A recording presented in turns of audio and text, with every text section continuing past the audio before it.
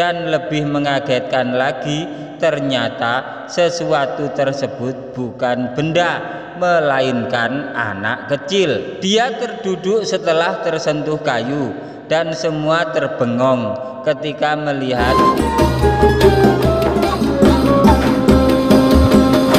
Assalamualaikum warahmatullahi wabarakatuh. Alhamdulillah, wassalatu wassalamu ala rasulillah, amma ba'du.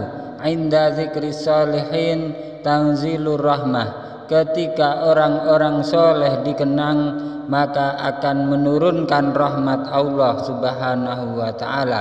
Semoga bersamaan dengan turunnya rahmat Allah ini, hajat-hajat kita, doa-doa kita dikabulkan oleh Allah subhanahu wa ta'ala, rezeki kita dilimpah ruahkan, dan kita semua selamat sukses dunia akhirat, amin ya rabbal alamin.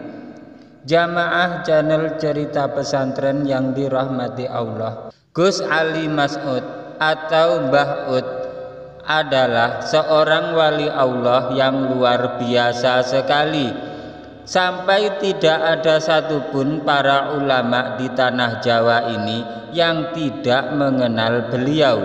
Jika dilihat dari garis nasabnya, beliau juga masih keturunan dengan Sayyid Badruddin bin Ali Akbar bin Sulaiman Basyaiban. Gus Ali Mas'ud mendapat derajat kewalian semenjak masih kecil, sangat nakal dan banyak tingkah, hingga membuat sang ayah memarahinya. Sang ayah konon orang yang alim dan mengajar ngaji di rumahnya. Sering-seringnya saat beliau mengajar ngaji, sering diganggu oleh teriakan-teriakan Gus Ali Mas'ud tersebut. Pernah suatu ketika ayahnya sangat marah atas kelakuan diri Gus Ali Mas'ud karena tidak bisa diam dan selalu berteriak-teriak dengan memakai kuda-kudaan yang dia tumpangi. Sambil berlarian dan lompat-lompat, selalu begitu tanpa melihat waktu yang kurang tepat, dan tidak peduli ayahnya sedang mengajar ngaji.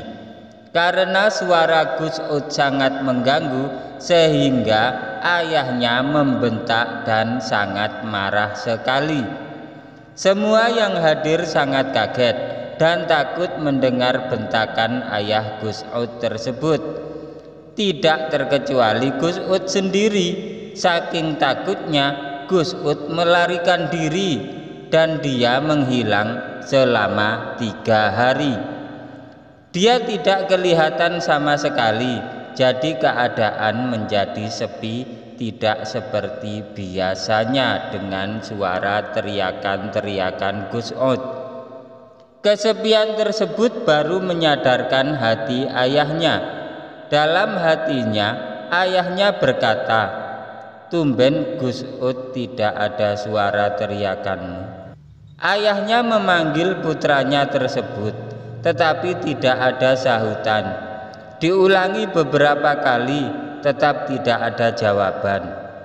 Muncul perasaan tidak enak, maka ayahnya menyuruh santri yang dari Pasuruan untuk mencari Gus Ud kecil itu.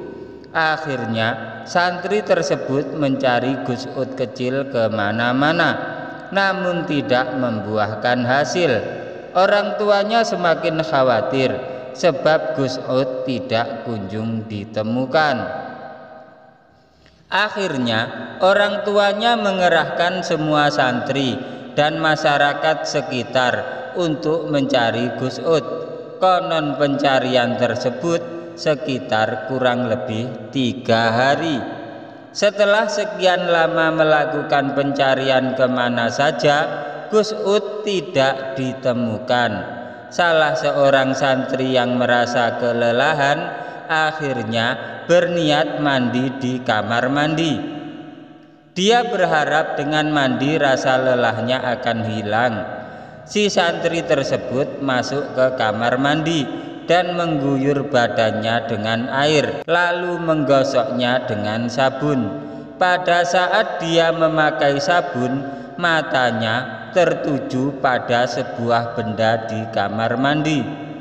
Rasanya ada pemandangan yang ganjil di dalam kolam kamar mandi, seperti ada ikan yang besar di dalam kolam tersebut. Sesekali bergerak pelan, lalu diam lagi.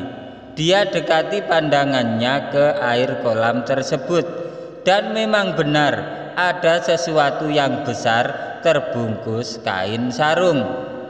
Spontan saja si santri merasa ketakutan dan berlari keluar kamar mandi tanpa memakai baju alias telanjang. Setelah dia memakai baju, langsung lapor kepada kiainya yang tidak lain adalah ayahnya Gus Ud. Dilaporkan apa yang terjadi. Sang kiai bergegas menuju kamar mandi tersebut.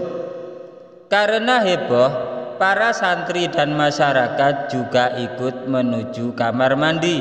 Sampai semua di kamar mandi, sang kiai melihat ke arah kolam, dan memang benar ada benda besar di dalam kolam.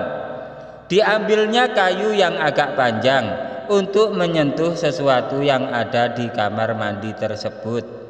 Saat tersentuh kayu, benda tersebut bergerak-gerak tidak cepat.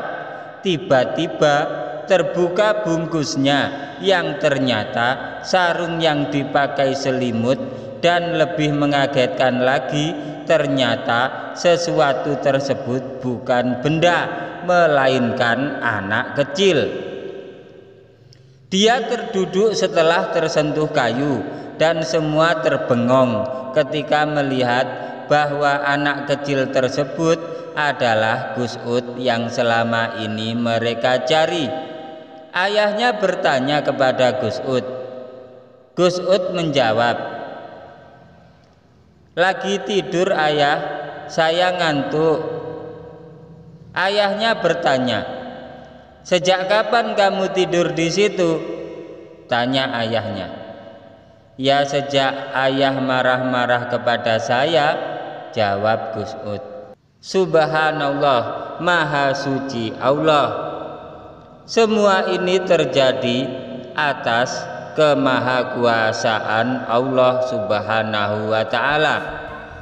Jamaah channel Cerita Pesantren yang dirahmati Allah, semoga cerita ini bermanfaat bagi kehidupan agama kita di dunia maupun akhirat. Jangan lupa like, komen, subscribe, dan share, bagikan karena cerita ini sangat bermanfaat.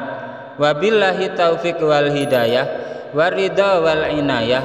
Wassalamualaikum warahmatullahi wabarakatuh.